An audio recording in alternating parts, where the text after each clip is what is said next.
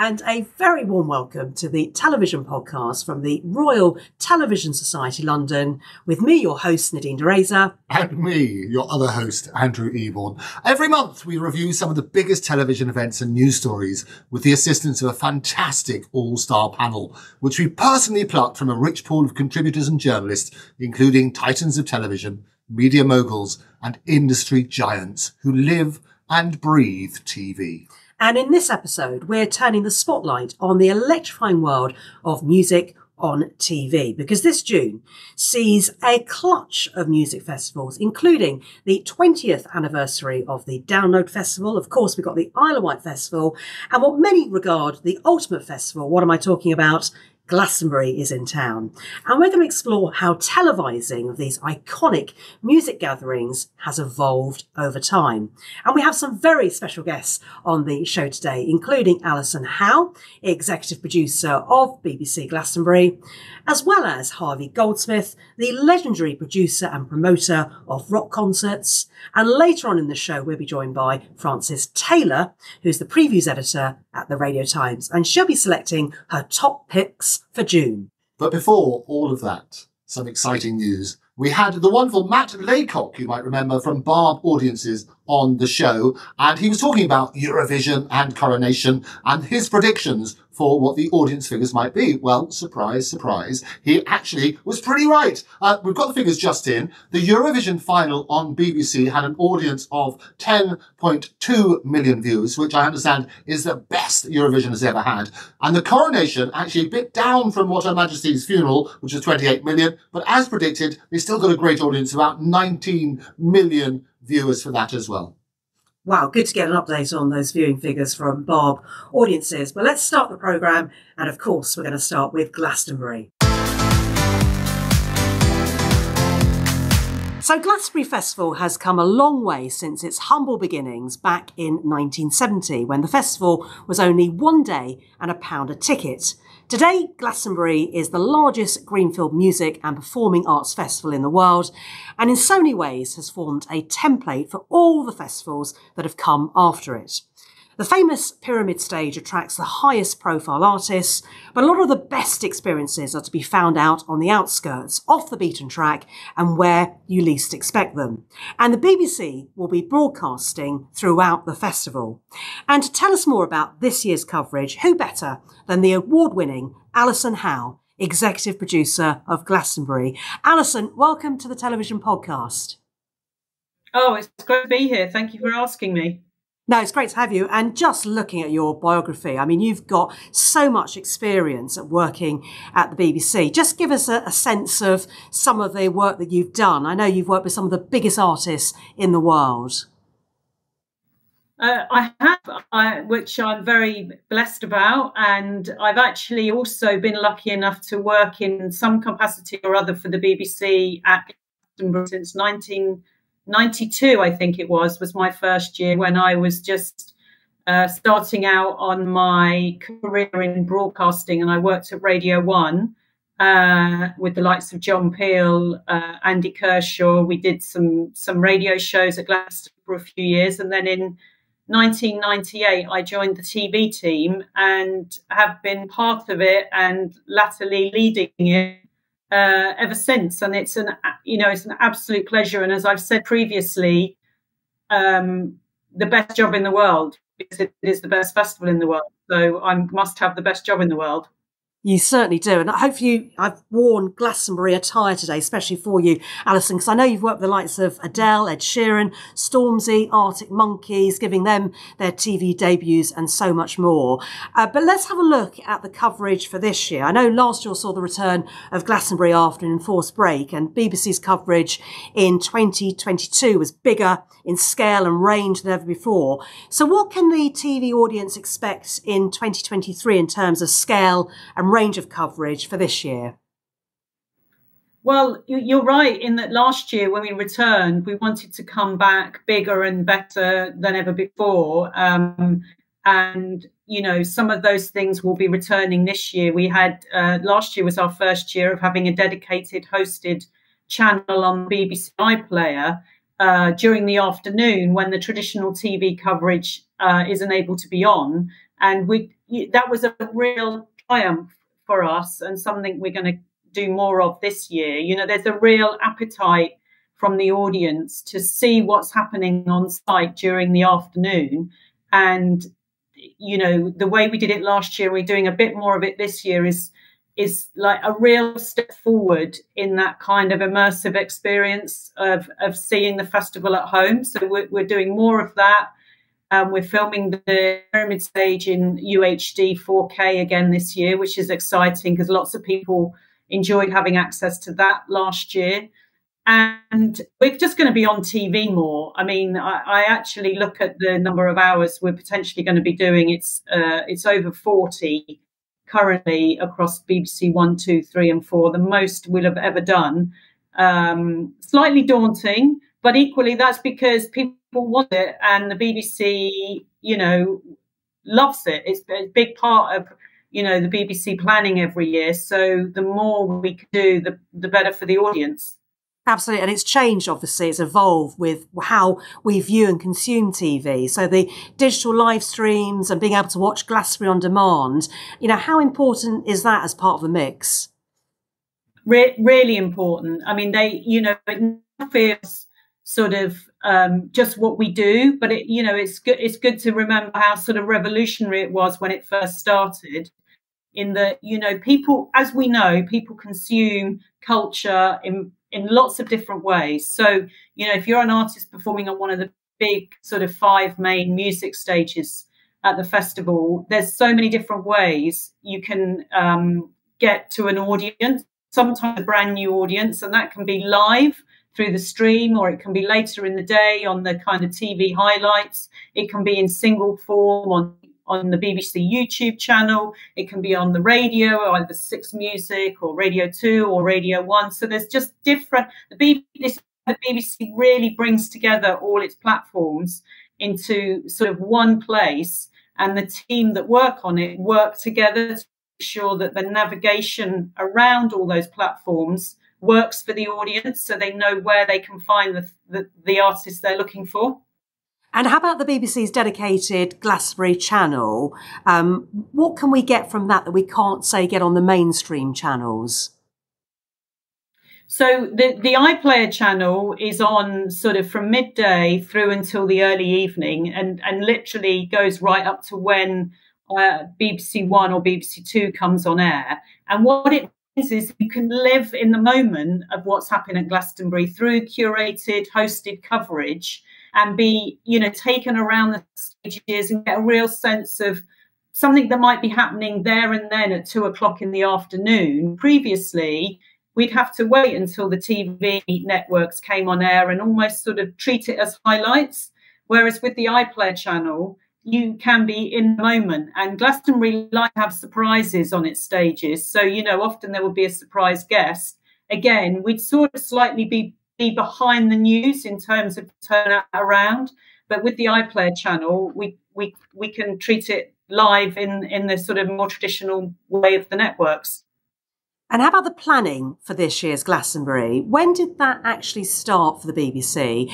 You know, it's quite a small team. I work out of BBC Studios, and we have a small team, and for quite a long period from, you know, the end of the previous festival, probably right up until the end of the calendar year, it's really very small amount of people who are starting to think about their coverage for the following year. Myself, I've got a line producer, and we have a technical manager, and we just, you know, we debrief on the previous year, talk about things we could do better or differently, and at the same time start to have perhaps monthly meetings with the wider team at the BBC to see if there's things that the digital team want to try for the next year, and just start to, while there's a bit of thinking time, just throw around ideas of what we can do, you know, the following years. So, you know, that we have that time that goes up until sort of, you know, January. And then we really start to meet in a bigger way with all our colleagues in online, radio,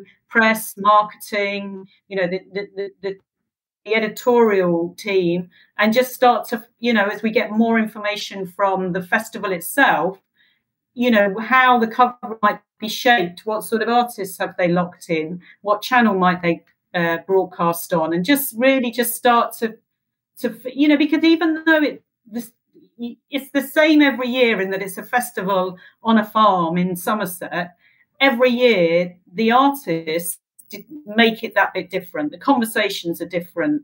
The broadcast can be slightly different. So, we kind of have a knowledge of doing Glastonbury, but every year there are new challenges and new things to work through. And having attended Glastonbury myself on many occasions, I'd imagine, just thinking about the size of the audience around you and the varieties of weather we get, what are the practicalities of actually televising festivals? And what lessons have you and your team learnt over the years from broadcasting from this site, from this farm?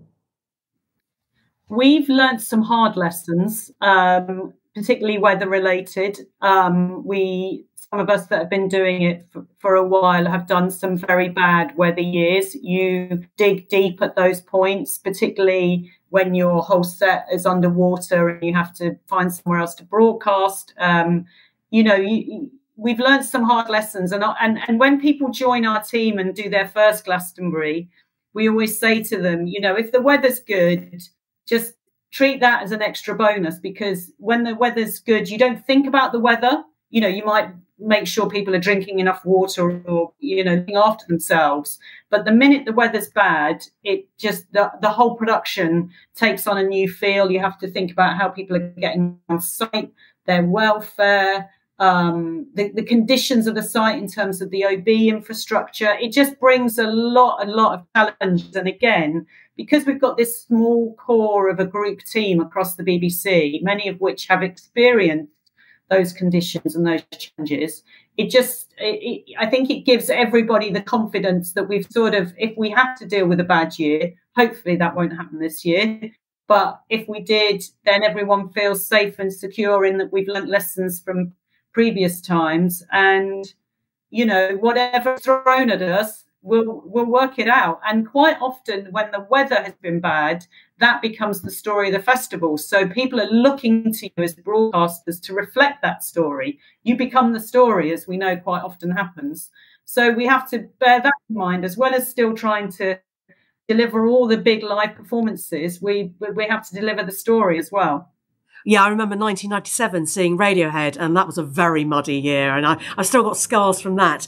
Now, sound, it sounds sort of obvious, but it must be important, that audio experience. So how much attention is paid to that?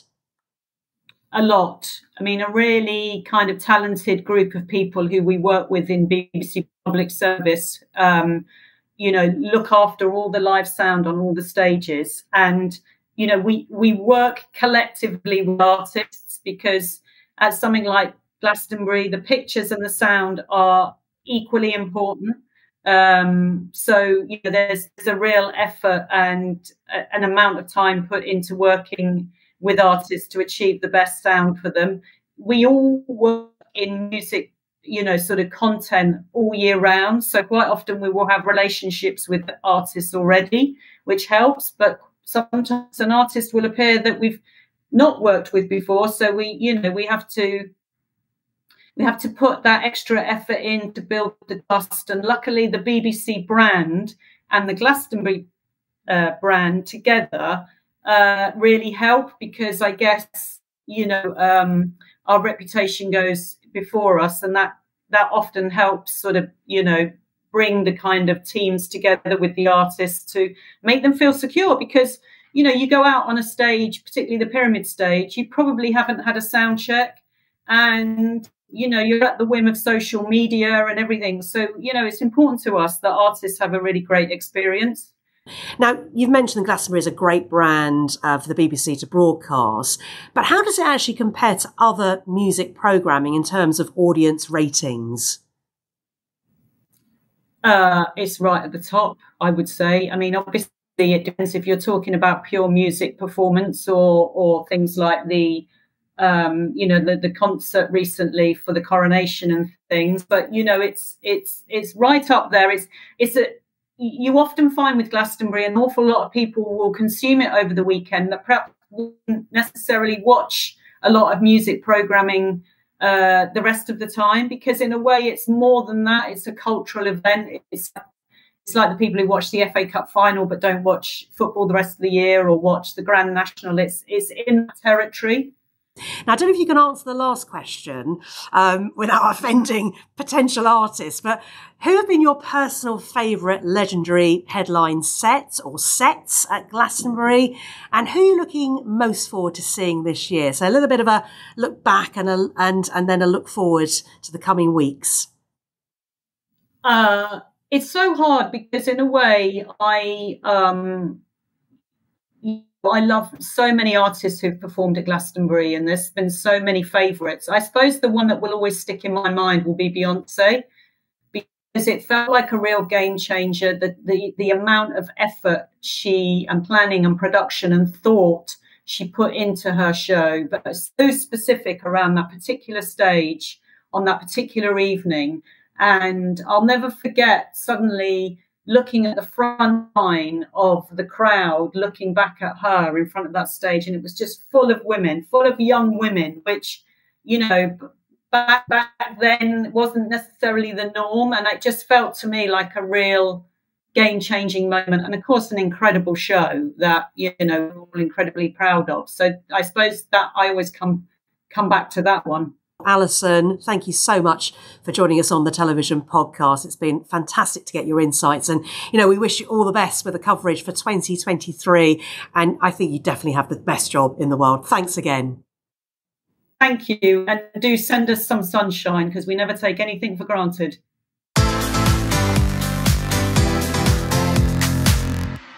Our next guest is Harvey Goldsmith, an iconic and visionary producer and promoter of concerts, charity events and television broadcasts.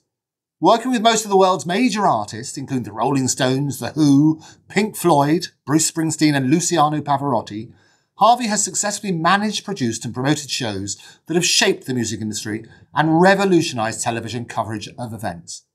Among his extraordinary achievements, Harvey orchestrated two of the most monumental televised music events ever held: Live Aid in 1985 and Live 8 20 years later in 2005. Together they leveraged the power of music to unite and inspire global audiences. I was lucky enough to catch up with Harvey a little bit earlier. Harvey Goldsmith, thank you very much for joining us and welcoming us to your office here in the heart of London. How long have you been here? 5 years. Where were you before? Round the corner. Oh, it's easy that way, isn't it? Next street. Next street, there we go. A joy. Bob Geldof, who you've been working with Boomtown Rats and the Jam and various other damn bands that you liked. He knocks on your door, having had the success of Do They Know It's Christmas, and says, I want to do a concert. Tell me about that. The Band-Aid record, we all had seen these TV pictures that Michael Burke put out on the 6 o'clock news. Never before, to my knowledge, had anybody seen pictures of kids and people starving. They'd never been seen before. And so we were all mesmerised by it. Bob and Mitch went one stage further, wrote the song, and then recorded the record with initially it didn't have anybody, but then one by one they were pitched up. And started this whole genre of activity. And he didn't want to go, but he was pushed into going to Africa because he felt, I'm not here. It's not an entertainment thing I'm doing. You know, we've done our bit. Anyway, he went to Africa and he realised it was the tip of the iceberg. So while he was there, his thoughts came together and he came back and he said, basically, we've got to do some more. We've got to raise more money. How do we do it? And so we've got to do a concert. So he started badgering me. And it wasn't that I was unresponsive, but I was really up to my neck. I was looking, Roger Waters had split from the Pink Floyd, and I was producing his first solo tour. He just recorded his first solo album. We were putting these ideas together. We were opening at Radio City in New York. George Michael was in Wham at the time, and I did every concert of any sort that Wham had ever done. and was very close to them. And Simon Napier Bell, their manager, phoned me up one day and said, I'm in Hong Kong. I said, great, because he was kind of half based away from England. He said, we're going to do 2 concerts at the Coliseum in Hong Kong. I said, oh, great. And then we're going to China. I can't go to China, so you'll have to go. And he put the phone down. So you came back from China. It's always seemed to be up to the last minute, and you arrive in your office and you have a visitor. Yeah, Bob came to see me, and he was kind of waiting for me and said, we've got to do this concert.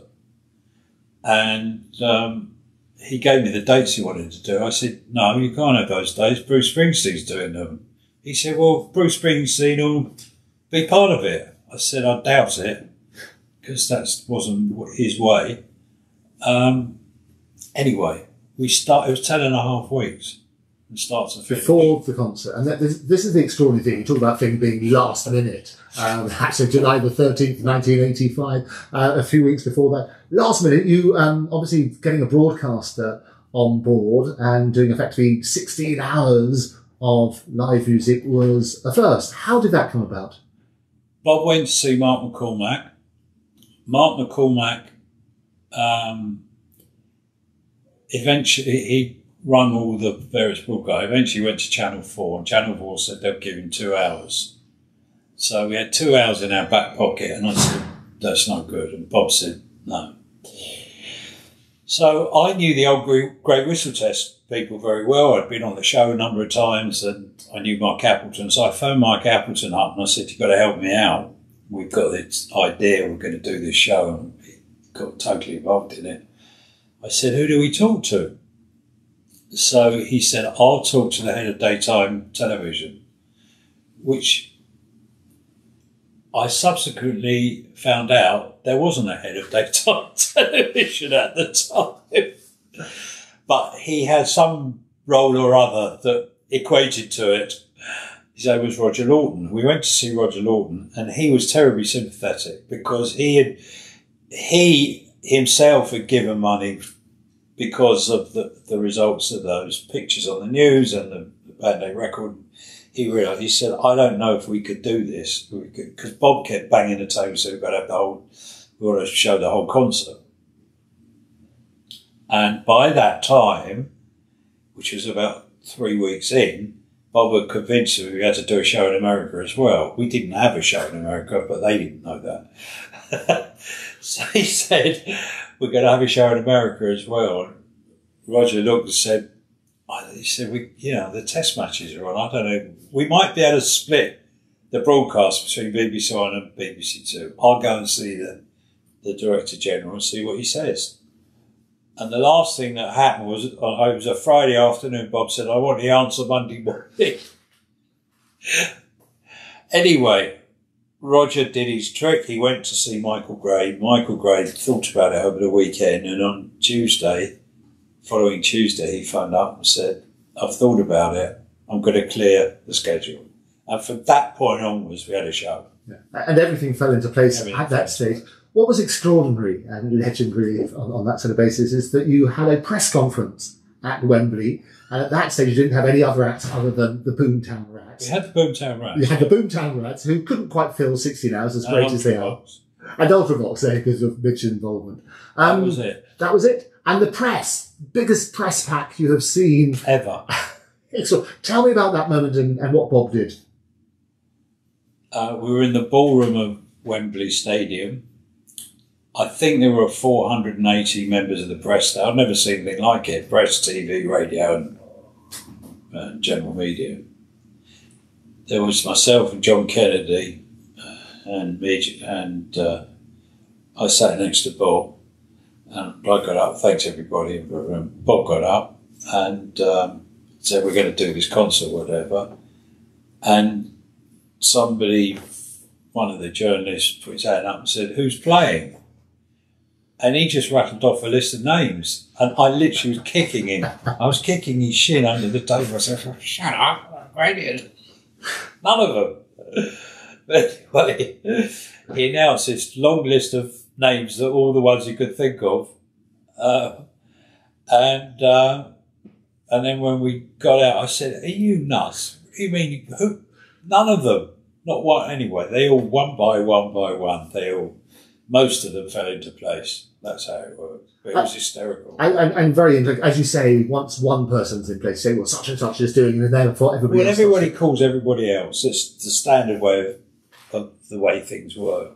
And they, so word got out, and one act would call the other act, "You doing it? What do you think?" Blah, blah, blah. And eventually we ended up, of course, with more acts than we needed, which is always the case. Always the case. And interesting from a running order point of view, a lot of it was dictated as much like a show, but also from a technical requirements. Talk to me about that. I put my foot down and said, this show will run the way I want to run it, because otherwise I can't guarantee, A, that we'll end each act on time, B, I don't want long changeovers because they're awful. And so you just got to leave it to me to figure out how to put this together. And I sat down with my technical guys, and between us, we worked out the way to do it. And then we came up with the idea of this turntable stage.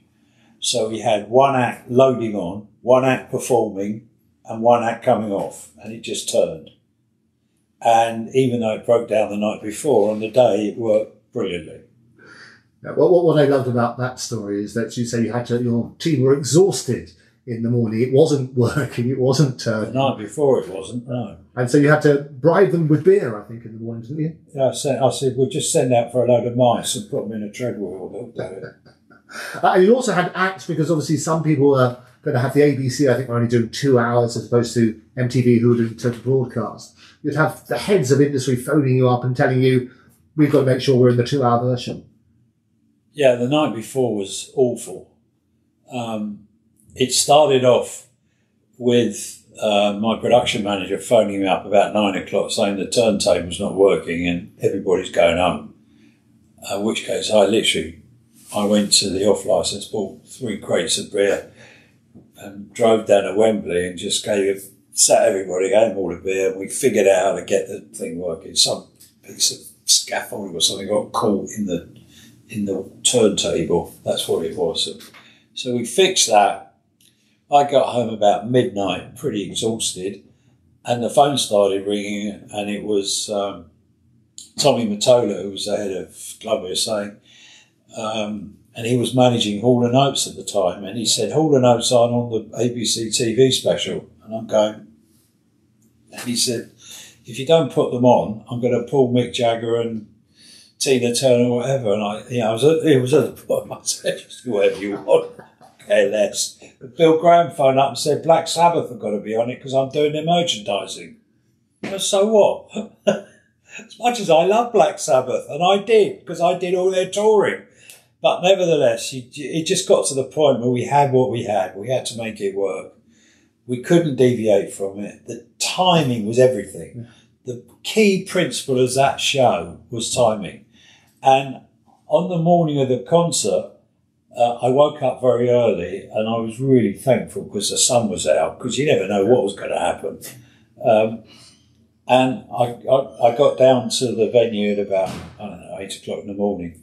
And I sent out for 40 clocks. And clocks about that big. Yeah. And I put these clocks everywhere with a little note underneath. So I don't care what time you go on, but I do care what time you come off. Please stick to your allotted time. And of course, everybody did. I mean, I've never seen, a lot of the acts were notorious about being late going on stage. George was the worst. Elton would go on when he was ready, and it didn't matter what you said or what you did. When he was ready, he'd go on stage, and so on and so forth. A lot of acts were. We just couldn't afford to have any delays whatsoever. It was split timing, because we're also conscious that there were satellites somewhere in the sky, and we had to hit a certain point when we'd get the programming from America. Everybody was played the game. Every act was waiting on the side of the stage 5 minutes before they were even being called. So it just worked brilliantly. And it was a seismic moment in terms of television. How do you think television changed as a result of it? I don't know about television, but showbiz changed as a result of it, because what the media figured out was that music sold newspapers. And up to that point, it was really the only time you'd read about artists was when they'd either been busted or were getting divorced. That was it. So the cult of celebrity came out of that. For TV was quite proud of itself because it realised it could raise a lot of money. Right. And so out of that came Children in Need and that kind of thing.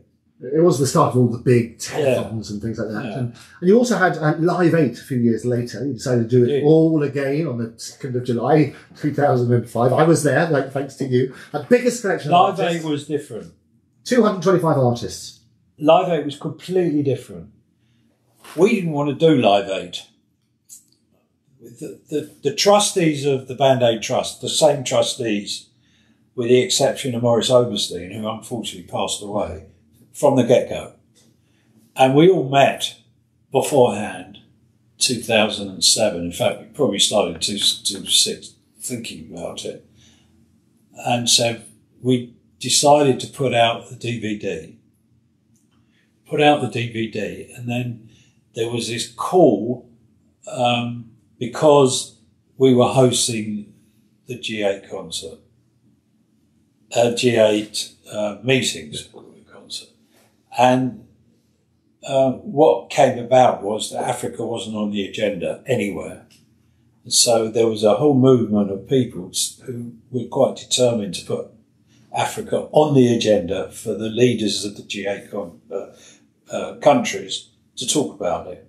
And the pressure came, strangely enough, from Bono, U2, from Madonna and from Elton. And they were really pressurising us to do something. And that's how it came about. We had no intention of doing it at all. But it was a pressure point. The whole idea of Live 8 was to put pressure on the leaders of the world's biggest economies to put to put Africa on the agenda and to ensure that there were some beneficial results to those countries, forgiving the debt and so on and so forth. So there was a whole list of requests that we put in. And what happened was we put enough pressure on that they actually did it. Right. And so with Gordon Brown and Tony Blair, they put it, became on the agenda. And then they started, of the foreign ministers first, but then they started to really discuss how to deal with that. Because up to then, they'd never talked about it. And it's the power of the media, isn't it? You have, 160 television stations, 400 radio stations around the world. Was it a lot easier the second time round? They now knew what was going to happen? Yes. The only problem we had was with the parks and the police. Everybody else was great. All the territories were great, all the countries. We did, 7 shows or 8 shows in total around the world all at the same time. All the governments got it, everybody got it, except the parks and the police. Right. And this is interesting because you've been the catalyst, if you like, for the relationship with television and the music industry. And it's recognised because the music industry's evolved so much, hasn't it? So you used to make your money from the records and then basically you do touring for next to nothing. And then TV is a shop window. The record, yeah. Yeah. What do you think the next stage is going to be? God knows. It's a mess. The business is actually in a mess. There's no sustainability. There's no genres. It's too wide, too much opportunity. The whole demographics of how artists earn their money is now completely shifted. It's all live, and live's just about greed and money. So, and acts that are popular today, by the time you figured out the name of the track and the name of the act, they're gone. So it's the old pop days. And so I don't know what's going to happen. Obviously, music's not going to die because it's embedded in everybody's lives, whoever you are. But it's become a different animal. And of course, artists are breaking through because they always broke through. They always will do. It will evolve into something else. whatever that is, I'm not sure what it is. I hope it does, and I hope it's positive, but I get the feeling we're at kind of the bottom of the run, because the dinosaur acts are dying out, even though they're selling more tickets today than they sold in their heyday at 50 times higher prices. Ticket prices are completely off the scale. Part of the damage that's been done by the top echelon of acts charging so much for the tickets is that people don't have the money to invest as a punt to go and see a new act. Sure. And the biggest lessons learned? I think with filming, you have to think very carefully. We did, when Pavarotti passed away, we did a tribute to Pavarotti in Petra, which on its own was the most extraordinary place I've ever been to in my life, which is this oasis inside a mountain where there's no power, no electricity, no nothing, and this beautiful sculptured building is called the Treasury of the Ancestry, and so on. So we did a tribute concert there. Was having a director that understands what music is. What happens today is most music TV shows that you see, you've got a director who's got itchy fingers and he's constantly changing the camera vision. So you're just about getting your head round looking at this artist performing from a medium shot, and suddenly it's flashed over here, then it's over there, then it's up here, then it's a long shot back. They're doing it the same with the proms. If you look at the classical music style of directing, it's exactly the same. It's bloody awful. And they ought to grow up and think about what they're doing. Because if you're watching a piece of Mozart or Beethoven or whatever with a big orchestra, you want to focus in on what's going on. And yes, you want to see the socialist, the soloist. What you don't want to have is every 5 seconds, another camera shot, another camera shot, another camera shot, which is what they did on Top of the Pops 30 years ago. Grow up. Harvey Goldsmith, thank you very much for your time. Pleasure.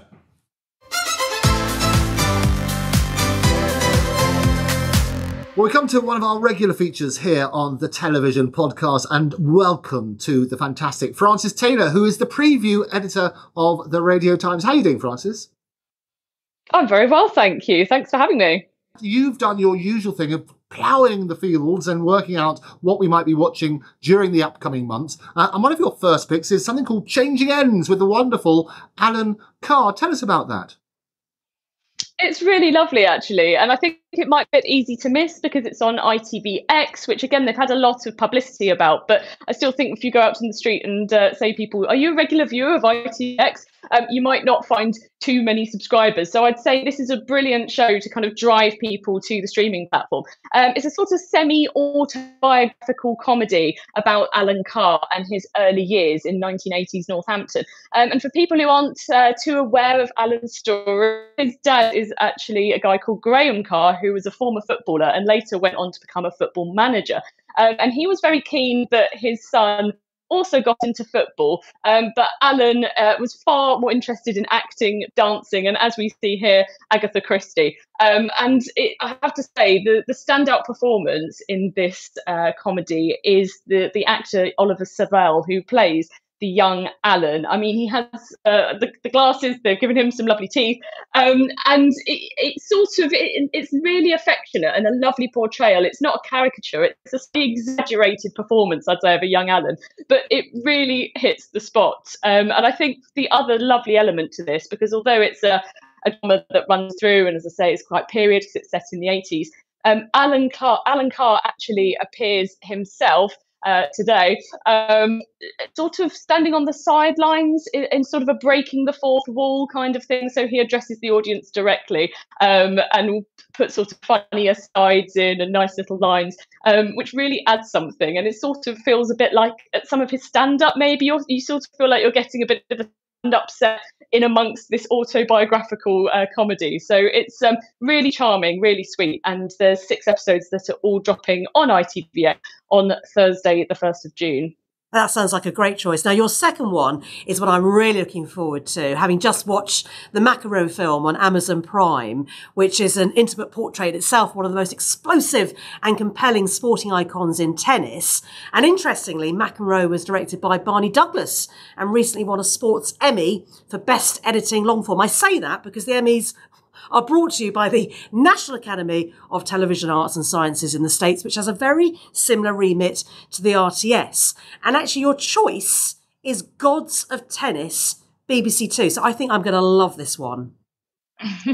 Well, I would say you're a massive tennis fan. Absolutely, you'll love it. But you know what? If you're not really into tennis, if you're not a regular watcher of the game, you really do need to see this as well. So it's sort of a follow-up to the BBC's earlier documentary. It was on a few years ago called Gods of Snooker. And again, that really brought fans not only of the game, but just people who like documentaries, or well-made documentaries, because it follows exactly the same pattern as that. And it's really fantastic, actually, I have to say. It gives a really condensed and thorough history of not only some of the kind of key players in the 1970s and the 80s, but it all sifts through their rivalries, the key matches. That they have incredible access, I have to say, to some phenomenal talking heads. I mean, we have John McEnroe, obviously, and Bjorn Borg, Martina Navratilova, Billie Jean King as well. And the first episode, as I say, it's just so comprehensive and a really thorough look, especially at Billie Jean King and Arthur Ashe, actually, as well, who are obviously two players who trailblazed and paved the way, both for women and also black players, respectively, in the 70s. And I think, as I say, if you're kind of, especially sort of a younger tennis fan, or you weren't around at the time where these really incredible matches played out, it makes for such fantastic viewing. And so the way they've edited it and produced it is really quite special and sets it apart, I think, from a lot of other sports documentaries. I think, there's a part here where they, cover the infamous Battle of the Sexes match between Billie Jean King and Briggs. And the drama and the tension, I mean, sort of, everybody knows the outcome of that match, and it happened many years ago. And yet, as you're seeing it unfold, you feel like you're sort of right there watching it now. Your next pick is a new Jack Thorne 4-part drama with a stellar cast. Best Interest. Tell us about that. Yeah, I will. You have to go into this one a little bit prepared, as the subject matter is incredibly tough, which I guess you would expect from Jack Thorne, BAFTA winner who is known for these hard-hitting dramas, Kiri, National Treasure, Help, Don't Take My Baby. He's one of the leading writers in the country, and somebody who is really unafraid to shy away from difficult topics, controversial topics. And he's done the same again here, actually. And I think this one in particular, I'd be surprised if you're not on the brink of tears throughout. So you've mentioned the cast, and it really is. We have Sharon Horgan and Michael Sheen leading this one, and they play a married couple who have two daughters. Katie, who's played by Alison, who people might remember from Conversations with Friends, who I think in real life is about 25, but actually she plays sort of, they don't specify the age so far, but sort of about 16, 17, and actually she does pass for that kind of age. And also another daughter called Marnie, who's played by newcomer Neve Moriarty. And the very opening scene, we see Sharon Horgan and Michael Sheen separately driving to court. There's a lot of media attention, a lot of journalists, photographers outside the court, and a big hub. You see them going in, and then suddenly we rewind 7 months to see basically why they're there. And they're a very sort of happy couple. Everything's very, sort of rosy in their relationship in a way that obviously isn't hinted at in that opening scene with them being separate. And it's essentially just looking at their lives with their daughter who has this life-limiting condition.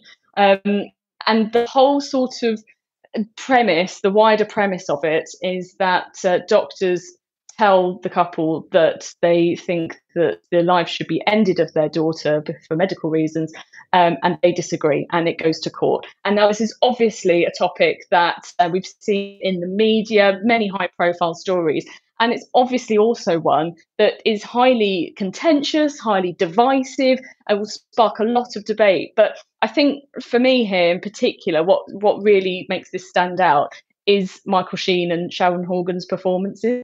And your final top pick for June, I had to do a double take when I saw it, The Full Monty coming to Disney Plus. And obviously it's not just playing the film. This is a new series picking up 25 years after the events of the film with some of the original cast. So yeah, I'm looking forward to this. Yeah, it's one of those do not adjust your set moments. You know, it's not 1997, but, you know, there's a real sort of penchant, I think, to kind of tap into nostalgia by bringing back films either, you know, with massively delayed sequels or with brand new sort of series reviving them. And again, it's the latter, as you say, that we've got here. It's a new TV series of The Full Monty with so many of the original cast. You know, Robert Carlyle, Mark Addy, Leslie Sharp. It sort of reunites all the main players, if you want to call it that, and to kind of basically catch up with them and see where they are now over 25 years later, and how those have changed, or actually in a lot of the cases not changed so much. But a lot of them are sort of dads, they're also granddads now. And in the first episode, we kind of get a really strong sense of that, in particular with kind of Robert Carlyle's character and the kind of slight frosty relationship he has with his daughter Destiny, and she's, I have to say, like a big tearaway. She goes on a bit of a crime spree, but I think where perhaps if you again really enjoyed the original film, which I think it was the highest grossing film ever until Titanic came along, so obviously there's going to be a very large not only audience for this in the UK but globally. I think although we obviously get that nostalgia and the reuniting of the key characters, there's also this big focus on sort of the new generation, if you want to call it that, and similarly how they're struggling in the same way in Sheffield, where, you know, it's sort of the same problems, same societal issues. Which I think is also really interesting. But the kind of writer, Simon Beaufoy, who did the original film and has come back for this as well, he's spoken about the fact that he wanted to bring these characters into 2023 and show them kind of struggling a little bit with things like political correctness and cancel culture, that kind of thing, and they're sort of baffled by things like electronic scanners in supermarkets. So it's how they've kind of got a bit left behind and how it's slightly bewildered by the modern world. And obviously, in the footsteps of winning a BAFTA award for Best Film back in the day. So it's got a lot to live up to. And, you know, we saw that group of unemployed steelworkers forming a male striptease act in order to make some money. Are we going to get a reprise of that again? Or again, have times moved on where we won't be seeing the same? Well, it is a 10-part series, so I wouldn't want to give away anything. But I feel like if as viewers you don't get that, you will feel a bit sort of cheated in that sense. You know, it is kind of what you come to The Full Monty for. And so fingers crossed by episode 10, they'll be on stage again with their hats, leaving their hats on probably. Hopefully we won't have to wait till episode 10, but there you go. Thank you, Frances, so much for all of your amazing picks. So that was Frances Taylor, the previews editor from the Radio Times. Thank you.